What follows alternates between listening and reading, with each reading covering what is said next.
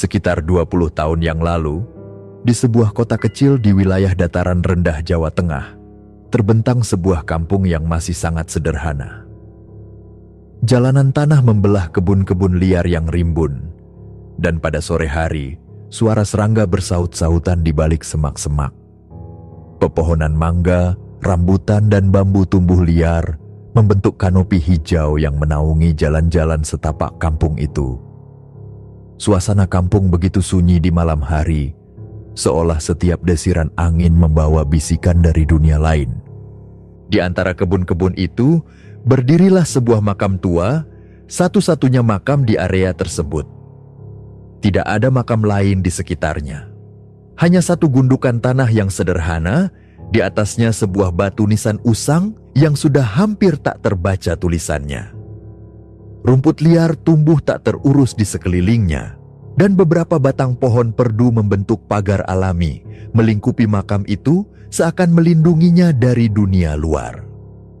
Bagi warga setempat, makam itu bukan sekadar tempat peristirahatan terakhir, melainkan tempat yang diselimuti aura mistis dan cerita-cerita gaib turun-temurun. Orang-orang kampung menyebut penghuni makam itu dengan sebutan Simbah. Namun, tak seorang pun berani mengucapkan nama lengkapnya. Konon, menyebut nama aslinya bisa mengundang sesuatu yang tak diinginkan. Pada malam-malam tertentu, terutama saat bulan purnama, warga diam-diam datang membawa sesajen, kembang 7 rupa, makanan kecil, bahkan sekepal nasi putih, diletakkan di atas batu nisan sambil menggumamkan doa-doa dalam bahasa halus.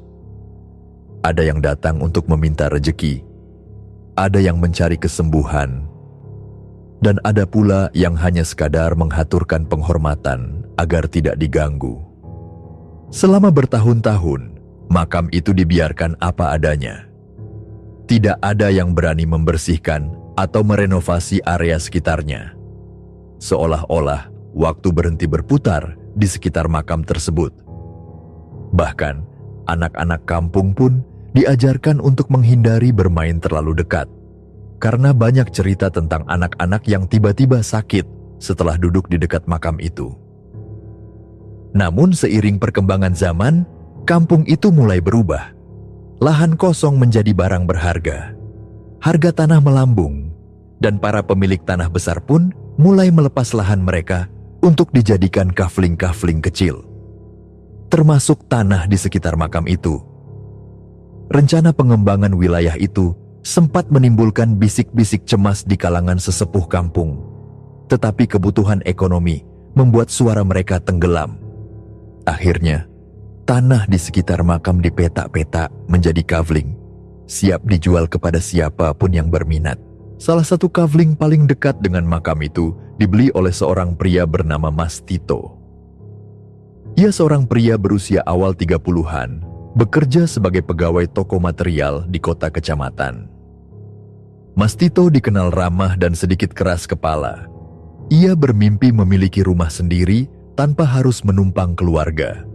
Ketika mendengar ada tanah murah yang dijual, ia tidak berpikir panjang, meskipun tahu lokasinya hanya 2 meter dari makam tua yang terkenal angker itu. Dalam hatinya, Mas Tito berusaha menepis segala keraguan, berpegang pada logika. Itu hanya makam tua, tidak lebih.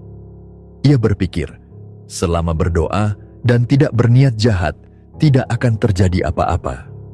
Tanpa membuang waktu, Mas Tito mulai membangun rumah di atas kafling itu. Ia membangun rumah sederhana, sebuah rumah 1 lantai dengan 2 kamar tidur, ruang tengah, dapur kecil di belakang, dan teras mungil di depan. Rumah itu dibangun menghadap langsung ke arah makam. Dari teras, siapapun bisa melihat batu nisan itu berdiri bisu di antara semak belukar. Seiring pembangunan berlangsung, suasana di sekitar kafling berubah aneh. Tukang-tukang bangunan yang direkrut Mas Tito mulai mengeluh merasa tidak nyaman. Ada yang mengaku merasa diperhatikan saat bekerja, ada yang mendengar suara bisikan di telinga mereka saat sendirian. Pernah suatu sore, saat langit mulai temaram, seorang tukang mengaku melihat sosok putih melayang di antara batang pohon bambu. Sosok itu, menurutnya, menghilang dalam sekejap seolah menguap ke dalam tanah. Ketakutan mulai merambat di antara para pekerja. Beberapa dari mereka bahkan berhenti datang tanpa pemberitahuan, meninggalkan alat-alat mereka begitu saja. Mas Tito, yang mendengar keluhan-keluhan itu, hanya bisa tertawa kaku, mencoba menenangkan mereka dengan membagikan rokok dan mengajak bercanda. Namun jauh di lubuk hatinya, ada rasa was-was yang perlahan tumbuh, seperti benih ketakutan yang belum sepenuhnya berakar. Pembangunan akhirnya selesai setelah melewati berbagai rintangan. Rumah itu berdiri kokoh, namun tembok-temboknya masih polos berwarna abu-abu semen, belum sempat dicat. Halaman depan hanya berupa tanah merah yang kering dan retak-retak, dengan pagar besi setinggi pinggang yang membatasi properti dari jalan kecil di depan. Saat malam tiba, rumah itu tampak lebih seperti bayangan kelabu yang membisu, menghadap makam yang gelap dan diam. Semenjak rumah itu berdiri, suasana di kampung seolah berubah. Warga yang biasa melintasi jalan kecil itu saat pulang dari ladang mulai mencari jalur lain. Anak-anak dilarang bermain dekat situ. Malam hari, suara-suara aneh seperti langkah kaki berat, desah napas panjang, dan dentuman pelan sering terdengar dari arah rumah kosong itu. Namun Mas Tito, yang berpegang teguh pada niat baiknya, tetap bersikeras untuk menempati rumah barunya. Ia mengajak beberapa teman dekatnya untuk menemaninya bermalam di rumah itu pada malam pertamanya, dengan harapan keberadaan mereka akan mengusir rasa takut yang mulai menggerogoti keberaniannya. Apa yang tidak ia sadari, keputusan itu akan menjadi awal dari serangkaian kejadian mengerikan yang akan mengubah hidupnya selamanya. Malam itu, hawa dingin perlahan merayap masuk ke dalam rumah sederhana yang baru selesai dibangun. Mas Tito duduk bersila di lantai semen yang masih kasar, ditemani 4 orang temannya yang sengaja ia undang untuk menemaninya menginap di malam pertamanya. Mereka membawa bekal seadanya, sekantong kacang goreng, beberapa bungkus rokok, dan radio kecil yang memutar lagu-lagu lama berderak dari sambungan listrik darurat. Lampu bohlam berwarna kuning pudar menggantung di tengah ruang tengah, memancarkan cahaya lemah yang lebih banyak menciptakan bayangan daripada mengusir kegelapan. Sudut-sudut ruangan tampak kelam, dan setiap pergerakan kecil membuat bayangannya sendiri seolah bergerak-gerak di dinding, membentuk sosok-sosok aneh yang membuat bulu kuduk meremang. Meski berusaha terlihat santai, dari gerak-gerik mereka tampak jelas kegelisahan tersembunyi. Tawa yang tercipta terdengar kaku. Cerita-cerita lucu yang biasanya mengundang tawa lepas kini hanya menghasilkan senyum tipis. Mereka berbicara tentang hal-hal remeh, menghindari topik apapun yang berhubungan dengan rumah itu. Seakan dengan begitu, mereka bisa menutup mata terhadap suasana mencekam yang perlahan-lahan mengunci mereka dalam ketakutan. Jarum jam menunjuk pukul 1 dini hari ketika suasana mulai berubah. Angin malam bertiup melalui jendela tanpa kaca, membawa aroma basah dari tanah dan dedaunan lembab. Suara gesekan dedaunan terdengar seperti bisikan samar, membelai telinga mereka dengan nada mengancam. Ketika keheningan semakin dalam, suara itu muncul, pelan tapi jelas, seperti suara hentakan di lantai. Mereka semua terdiam. Tak seorang pun berani berbicara. Suara itu terdengar lagi. Kali ini lebih keras, lebih dekat. Seolah ada hentakan keras dari dalam salah satu kamar di belakang. Mata mereka saling bertaut, penuh tanya dan ketakutan yang tidak terucapkan. Dengan keberanian yang dipaksakan, Mas Tito perlahan bangkit. Setiap langkah yang ia ambil terdengar nyaring di lantai semen yang kosong, menciptakan gema yang menambah suram suasana.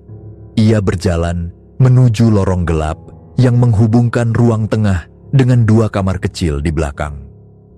Lorong itu sempit, hanya diterangi seberkas cahaya yang nyaris tidak mampu menembus kegelapan.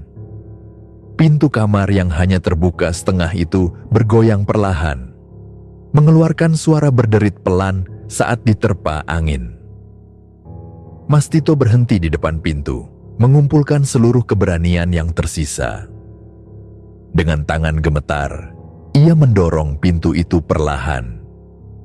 Cekungan gelap di dalam kamar seolah menganga, menantang siapapun yang berani memasukinya. Ia melangkah masuk. Udara di dalam kamar terasa lebih dingin, dan bau apek yang aneh memenuhi hidungnya. Ia memeriksa setiap sudut, setiap bayangan. Namun, ruangan itu tampak kosong. Hanya tembok polos dan lantai berdebu yang menyambut pandangannya. Tidak ada tanda-tanda keberadaan siapapun di sana. "Ruangannya kosong," katanya lirih, berusaha menenangkan dirinya sendiri dan teman-temannya yang mengintip dari ruang tengah. Namun belum sempat ia menarik napas lega, suara itu datang lagi. Kali ini lebih cepat, lebih marah, seolah sesuatu yang tak kasat mata sedang menggedor dinding dengan amarah membara. Suara itu menggema di seluruh rumah, membuat kaca jendela bergetar pelan. Salah satu temannya berteriak panik, "Suaranya dari ruangan itu lagi." Mastito berbalik cepat, matanya menyapu ruangan. Tidak ada apa-apa. Tapi ia bisa merasakan kehadiran sesuatu yang dingin, berat, dan penuh kebencian. Ia melangkah mundur, namun saat kakinya hendak berbalik ke ruang tengah, pintu kamar perlahan bergerak dengan sendirinya. Tanpa sentuhan tangan, daun pintu itu berderit pelan, lalu menutup hingga hanya menyisakan celah kecil. Dalam celah itu, Mastito melihatnya. Sebuah sosok putih berdiri diam, hanya beberapa langkah di depannya. Sosok itu mengenakan kain lusuh yang membungkus tubuhnya dari kepala hingga kaki. Terikat longgar di beberapa tempat. Wajahnya samar, tapi Mastito dapat merasakan tatapan kosong menusuk dari balik lipatan kain itu. Udara di sekitarnya seolah membeku, dan seluruh tubuhnya kehilangan kemampuan untuk bergerak. Hanya satu insting yang tersisa: lari. Dengan teriakan yang mengguncang seluruh rumah, Mastito berlari membabi buta ke ruang tengah, disusul teman-temannya yang tanpa berpikir panjang langsung menerobos keluar. Mereka berhamburan ke halaman, berlari sejauh mungkin dari rumah itu tanpa peduli dengan barang-barang yang mereka tinggalkan. Di luar, di bawah remang cahaya lampu jalan, mereka berkumpul dalam ketakutan. Napas mereka tersengal-sengal, mata mereka liar mencari sosok yang mungkin mengikuti mereka. Mastito dengan suara bergetar hanya bisa mengucapkan, "Pocong! Aku lihat pocong di dalam kamar." Keesokan harinya, cerita tentang kejadian malam itu menyebar cepat ke seluruh penjuru kampung. Rumah baru Mastito, yang tadinya diharapkan menjadi awal baru yang penuh harapan, kini dikenang sebagai tempat terkutuk yang dihuni oleh sesuatu dari dunia lain. Tidak ada satupun warga yang berani lagi melintas di depan rumah itu saat malam tiba. Bagi Mastito, malam itu mengubah segalanya. Bukan hanya rasa takut yang kini membebani hatinya, tetapi juga perasaan bersalah. Karena tanpa sadar, ia mungkin telah membangunkan sesuatu yang lebih baik, tetap terkubur dalam keheningan makam tua itu. Dan sejak malam itu, rumah itu tidak pernah lagi sama. Setelah kejadian di malam pertama itu, ketakutan seakan menggantung di udara sekitar rumah baru Mastito. Rumah yang tadinya dibangun dengan penuh harapan itu, kini berdiri kaku, seperti sebuah monumen kesepian yang menyimpan rahasia kelam di dalamnya. Namun Mastito belum menyerah. Ia mencoba melawan rasa takut yang mulai menggerogoti pikirannya. Ia bertekad untuk membuktikan bahwa semua yang terjadi hanyalah permainan pikiran, sekadar bayangan ketakutan akibat cerita-cerita lama tentang makam di depan rumah. 2 hari setelah insiden itu, Mastito kembali ke rumah. Kali ini, ia mengajak sahabatnya, Rian, seorang pria bertubuh kekar namun dikenal sedikit ceroboh.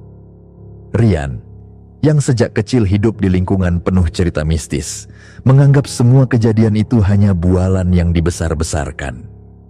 Mereka datang sore hari, membawa perlengkapan sederhana, tikar gulung, termos kopi, lampu emergency, dan radio kecil yang sudah mulai usang. Saat matahari mulai tenggelam, suasana di sekitar rumah berubah perlahan. Angin bertiup lebih kencang dari biasanya, membawa bau tanah basah yang menusuk hidung. Daun-daun bambu yang mengelilingi makam berdesir lirih, menimbulkan suara seperti bisikan samar dari arah yang tak terlihat. Malam merambat masuk perlahan, dan kegelapan mulai menelan rumah itu.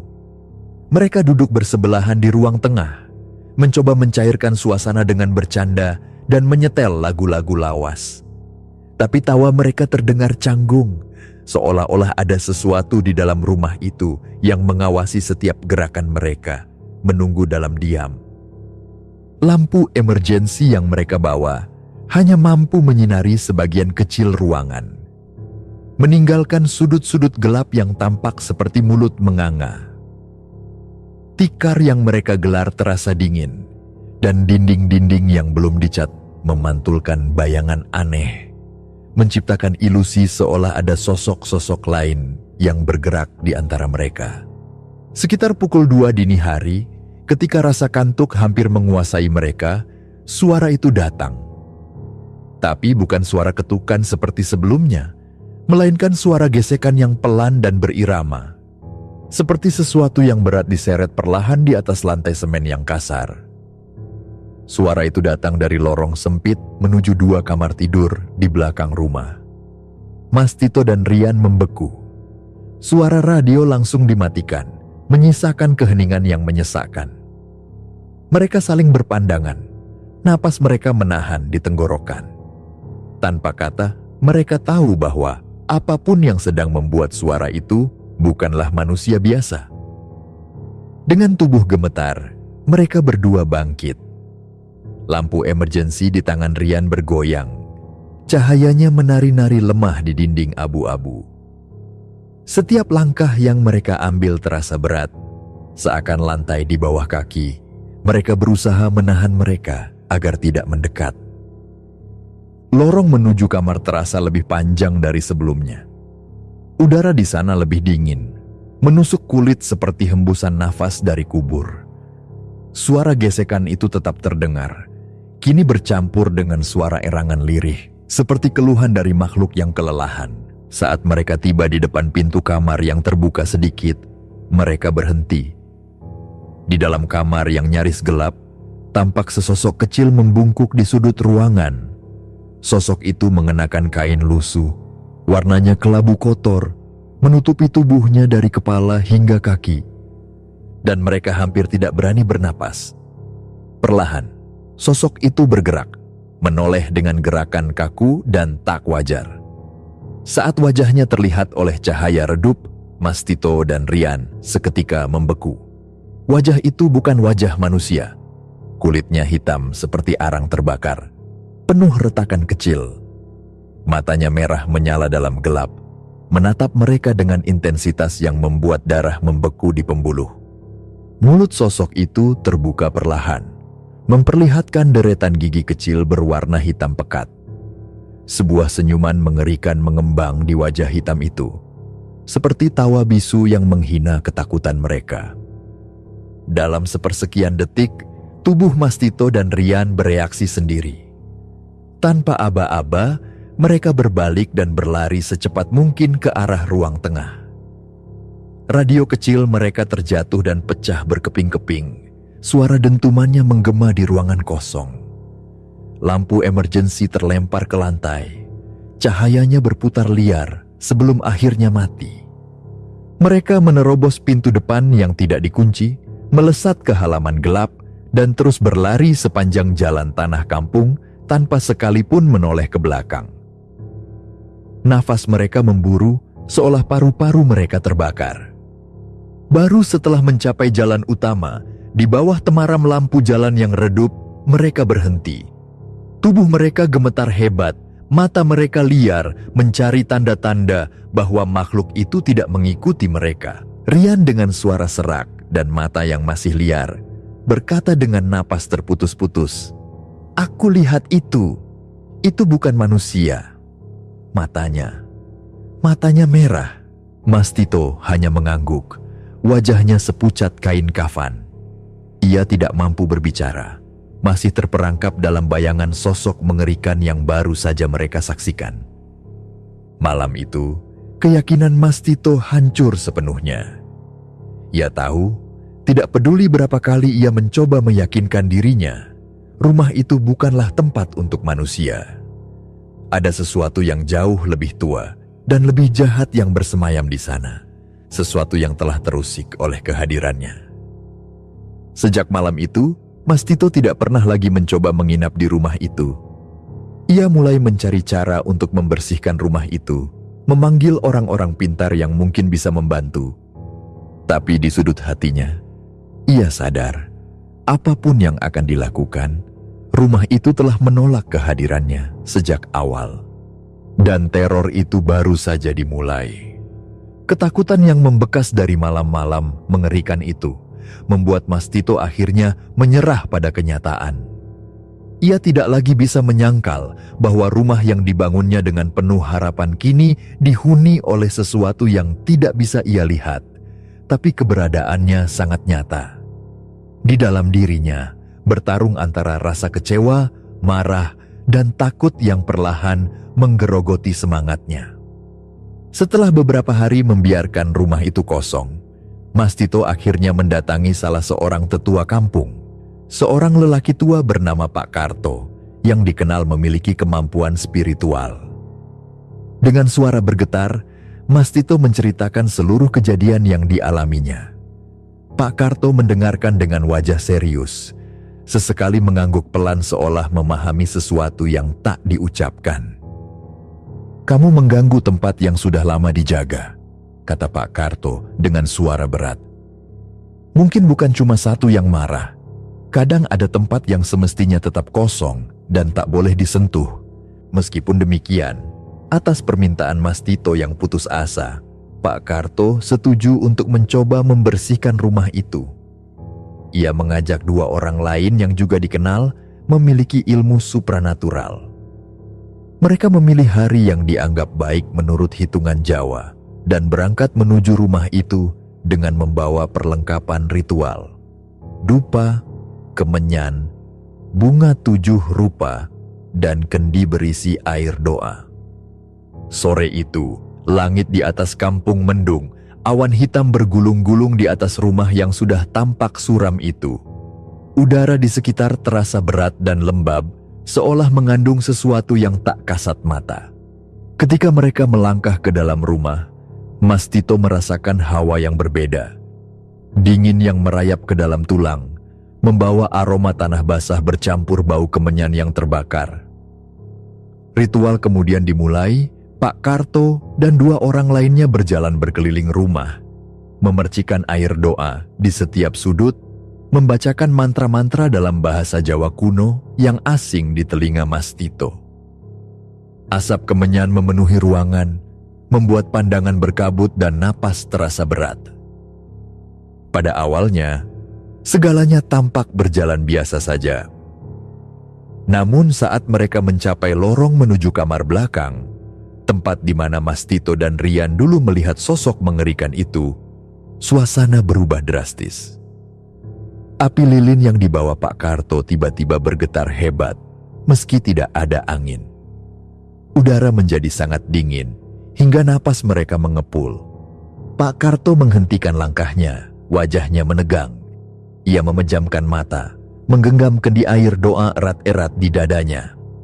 Dalam keheningan yang mencekam itu, terdengar suara lirih dari arah kamar belakang. Suara itu bukan suara manusia, lebih menyerupai erangan panjang yang penuh dengan penderitaan. Pak Karto membuka matanya, menoleh kepada Mas Tito dengan tatapan serius. "Ada banyak," bisiknya pelan. "Bukan satu. Di sini banyak sekali." Ritual dilanjutkan dengan lebih intens. Mereka mengelilingi rumah beberapa kali, menancapkan dupa di setiap sudut, menaburkan bunga di sepanjang lorong, dan menguncurkan air doa di depan pintu kamar belakang. Sesekali, mereka bertiga berteriak-teriak dalam bahasa yang tidak dipahami, seperti mengusir sesuatu yang menolak pergi. Tiba-tiba, dari arah kamar belakang, terdengar suara benda berat terjatuh. Semua orang tersentak, menoleh bersamaan. Salah satu kendi air doa terlempar keluar dari tangan Pak Karto, pecah berkeping-keping di lantai. Asap kemenyan berputar hebat, membentuk pusaran kecil di tengah ruangan, lalu menghilang begitu saja. Pak Karto menarik napas dalam-dalam, wajahnya memucat. "Mereka tidak mau pergi," katanya pelan. "Ada yang terlalu kuat. Kita hanya bisa menenangkan, bukan mengusir." Selesai ritual, mereka keluar dari rumah dengan langkah berat. Matahari telah tenggelam dan malam mulai menggulung kampung dalam bayangan kelam. Mas Tito berdiri di depan rumah itu, menatap bangunan abu-abu yang kini terasa lebih asing dari sebelumnya. Ritual yang ia harapkan bisa mengusir kegelapan, justru menguatkan keyakinannya bahwa rumah itu memang tidak menginginkan manusia tinggal di dalamnya. Malam itu, Mas Tito mencoba kembali masuk ke dalam rumah bersama Rian, hanya sekadar untuk memastikan bahwa suasananya telah berubah. Mereka melangkah perlahan ke ruang tengah, menahan napas menunggu tanda-tanda kehadiran sesuatu.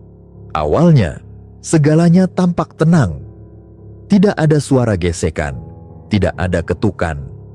Tapi saat mereka duduk bersila di tikar yang mereka gelar seadanya, sesuatu terjadi. Di langit-langit rumah yang polos, terdengar suara pelan, seperti gesekan kuku di semen. Lalu mereka pun saling berpandangan dengan mata membelalak, seluruh tubuh kaku di tempat. Dari sudut mata, Mas Tito melihat sehelai kain putih kecil jatuh dari langit-langit, melayang perlahan ke lantai di hadapannya. Kain itu kotor, kusut, dengan bau tanah yang menyengat. Ketika Rian hendak meraih kain itu dengan ragu, dari sudut ruang, suara ketukan berat kembali terdengar. Disusul suara tawa lirih yang pelan, nyaris seperti bisikan angin. Ketakutan menelan mereka dalam sekejap. Rian melompat berdiri, menarik Mas Tito keluar dari rumah. Mereka berlari tanpa menoleh, meninggalkan rumah itu sekali lagi dalam kegelapan dan kesunyian mencekam. Malam itu menjadi malam terakhir Mas Tito mencoba melawan. Ia tahu kini, dengan keyakinan yang tak tergoyahkan, bahwa rumah itu tidak bisa diselamatkan. Rumah itu sudah memilih untuk tetap menjadi milik mereka yang tak kasat mata, makhluk-makhluk yang telah mendiami tempat itu jauh sebelum batu pertama pondasi rumah itu diletakkan. Beberapa hari kemudian, Mas Tito akhirnya memutuskan untuk menjual rumah itu. Bahkan jika ia harus merugi, yang ia inginkan hanyalah melepaskan diri dari kutukan yang kini terasa membayanginya. Namun, tak semua orang bisa begitu saja memutuskan tali dengan sesuatu yang lebih kuat dari sekadar rasa takut. Dan perjalanan rumah itu pun belum berakhir. Setelah keputusan berat itu, Mas Tito mulai mencari pembeli untuk rumahnya. Namun menjual rumah itu bukan perkara mudah. Cerita tentang keganjilan-keganjilan di sana telah menyebar ke seluruh kampung dan bahkan ke desa-desa sekitar. Orang-orang bercerita dengan berbagai versi, menambahkan bumbu ketakutan dalam setiap bisikan. Ada yang menyebutkan penampakan sosok pocong mondar-mandir di teras. Ada pula yang mengaku melihat nenek-nenek tua bermata merah berkeliaran di sekitar halaman. Harga rumah itu terpaksa dijatuhkan jauh di bawah harga pasaran. Dari nilai sebenarnya yang seharusnya cukup tinggi, Mas Tito hanya bisa melepasnya sekitar 50 juta rupiah. Jumlah yang bahkan tidak cukup menutupi semua biaya pembangunan. Namun bagi Mas Tito, yang terpenting adalah melepaskan diri dari beban yang menghantuinya siang dan malam. Akhirnya, rumah itu dibeli oleh tetangganya sendiri, seorang pria bernama Pak Rohadi. Berbeda dengan kebanyakan orang, Pak Rohadi dikenal sebagai sosok yang kuat secara batin. Ia sering dimintai tolong untuk mengobati orang sakit non-medis, melakukan ritual tolak bala dan membantu warga yang mengalami gangguan mistis. Ia percaya dengan bekal ilmunya ia bisa menjinakkan rumah tersebut. Awalnya, keyakinan Pak Rohadi tampak tak tergoyahkan. Ia bersama keluarganya mencoba menempati rumah itu. Beberapa hari pertama berlalu dengan biasa saja, tanpa kejadian berarti. Namun, memasuki hari ketiga, teror itu kembali. Malam itu, suara ketukan berat terdengar dari arah kamar belakang, sama seperti yang pernah dialami Mas Tito. Suara itu semakin lama semakin keras, diiringi dengan suara langkah-langkah berat, seperti seseorang yang berjalan tertatih-tatih di dalam rumah. Pak Rohadi, yang terbiasa menghadapi kejadian-kejadian gaib, mencoba mengabaikannya. Ia membacakan doa-doa perlindungan sambil menaburkan garam di setiap sudut rumah. Namun, apa yang terjadi kemudian jauh di luar dugaannya. Istri Pak Rohadi mulai sering bermimpi buruk. Mimpi tentang sosok berjubah putih dengan wajah kosong yang berdiri diam di samping tempat tidurnya. Anak-anaknya mengeluh mendengar suara bisikan dari balik dinding, suara yang merayu mereka untuk keluar di tengah malam. Bahkan Pak Rohadi sendiri dalam tidurnya sering merasa tubuhnya seperti ditekan sesuatu yang berat, membuatnya terbangun dengan tubuh basah kuyup oleh keringat dingin. Puncaknya terjadi di malam kelima. Saat tengah malam, saat semua anggota keluarga Pak Rohadi sudah terlelap, terdengar suara gaduh dari dapur. Seperti ada sesuatu yang merobohkan perabotan.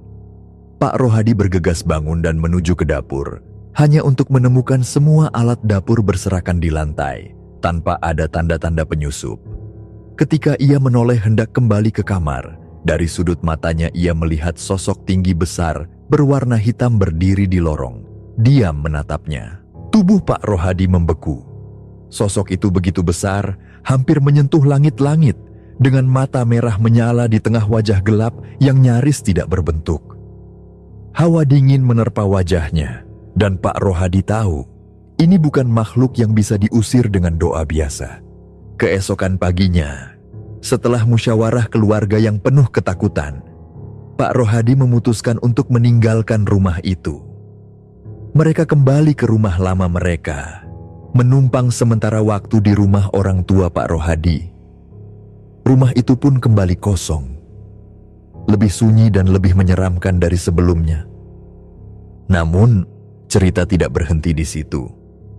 Dengan pintu yang tidak pernah dikunci, rumah itu menjadi semacam tempat terbuka yang bisa dimasuki siapa saja. Sesekali, anak-anak muda kampung yang iseng mencoba menguji nyali mereka masuk ke dalam rumah itu. Tapi hampir semua dari mereka keluar dengan wajah pucat dan cerita-cerita yang semakin meneguhkan reputasi rumah tersebut sebagai tempat terkutuk. Salah satu kejadian yang paling terkenal adalah saat seorang pemuda kampung suatu malam mencoba mendatangi rumah itu sendirian. Ia penasaran dengan cerita-cerita yang beredar, ingin membuktikan sendiri kebenarannya. Dengan hanya bermodal senter dan keberanian yang dibalut ketidakpercayaan, ia masuk ke dalam rumah. Awalnya tidak ada apa-apa. Ia menyalakan senter, menelusuri ruang tengah, dapur dan lorong kamar. Semuanya tampak kosong dan berdebu. Ia mulai merasa semua cerita itu hanyalah omong kosong, sampai ia mencapai kamar belakang.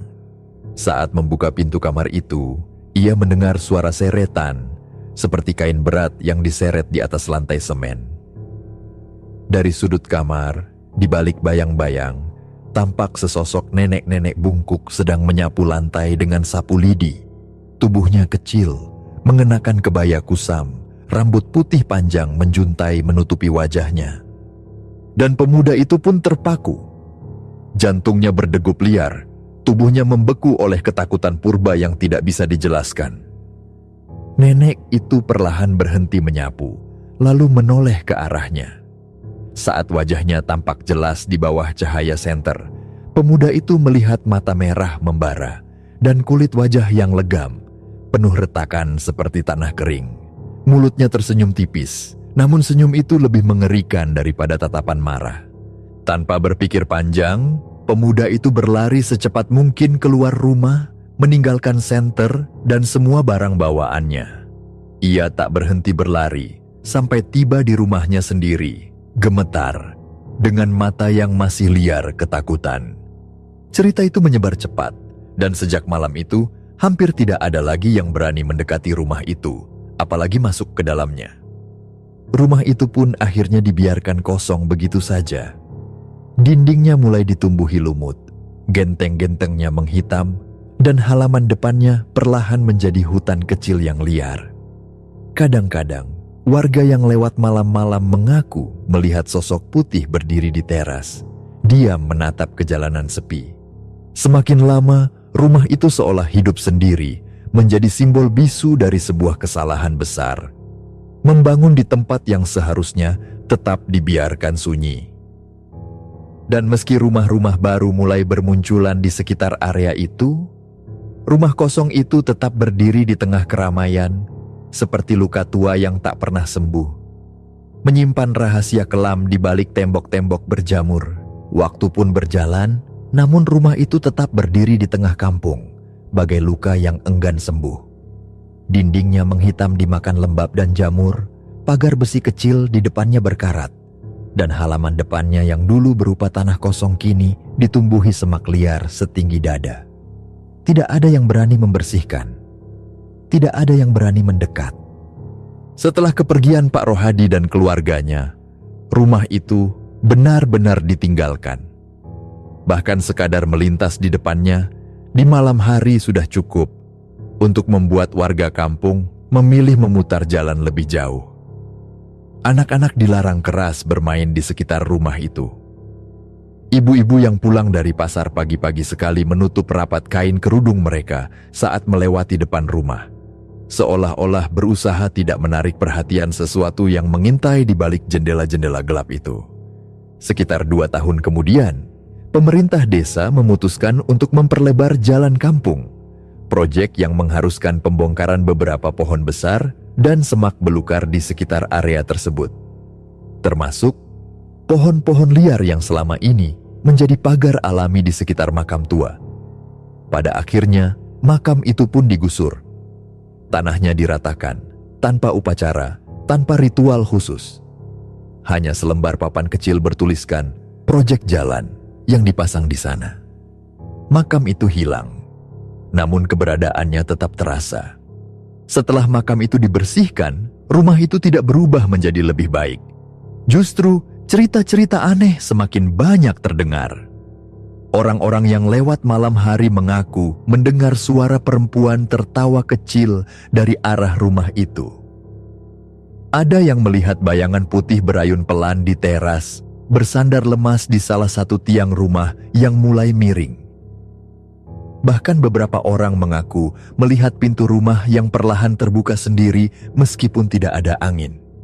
Pak Rohadi, meskipun telah resmi menjadi pemilik rumah itu, tidak pernah mencoba menjualnya.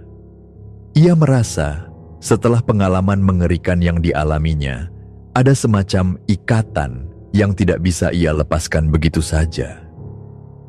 Ia lebih memilih membiarkan rumah itu kosong. Siapapun boleh masuk ke sana, asal tidak melakukan hal-hal yang melanggar norma. Ada yang kadang menitipkan barang, ada pula beberapa pemuda sesekali uji nyali. Namun sebagian besar orang memilih menghindar. Rumah itu seperti telah menjadi bagian dari kampung itu sendiri, sebuah bagian gelap yang diterima dengan diam-diam. Tidak ada yang mencoba memperbaikinya. Tidak ada yang mencoba menghancurkannya. Rumah itu dibiarkan membusuk perlahan, menjadi pengingat bisu akan kesalahan manusia yang membangun tanpa memperhatikan keseimbangan antara dunia nyata dan dunia tak kasat mata. Nyata dan dunia tak kasat mata. Tentang Mas Tito, tak lama setelah ia menjual rumah itu dan mencoba memulai hidup baru, takdir buruk menimpanya. Dalam sebuah kecelakaan tragis di jalan lintas provinsi, Mas Tito kehilangan nyawanya. Sebagian warga kampung bergumam pelan, mengaitkan kepergiannya dengan rumah itu, dengan semua yang pernah ia ganggu tanpa sengaja. Namun, tidak ada yang benar-benar berani mengatakannya terang-terangan. Semuanya hanya berakhir dalam bisikan, dalam pandangan simpati yang dibayangi ketakutan. Pak Rohadi sendiri memilih menjaga jarak. Ia masih hidup hingga sekarang, tapi setiap kali ditanya tentang rumah itu, ia hanya menggeleng pelan dan berkata, "Ada tempat yang seharusnya kita biarkan tetap sunyi. Tidak semua tanah boleh diinjak, tidak semua tempat boleh dimiliki." Sampai hari ini, rumah itu masih ada. Berdiri diam di tengah kampung yang semakin ramai dan berubah. Seperti sepotong masa lalu yang menolak ikut bergulir bersama waktu. Dan meskipun makam tua itu telah hilang, roh-roh yang pernah dijaga oleh tanah itu seolah tetap tinggal, bersemayam dalam dinding, dalam tanah, dalam udara malam yang berembus perlahan. Warga kampung mengerti kini bahwa ada tempat yang bukan sekadar sekumpulan batu dan semen. Ada tempat-tempat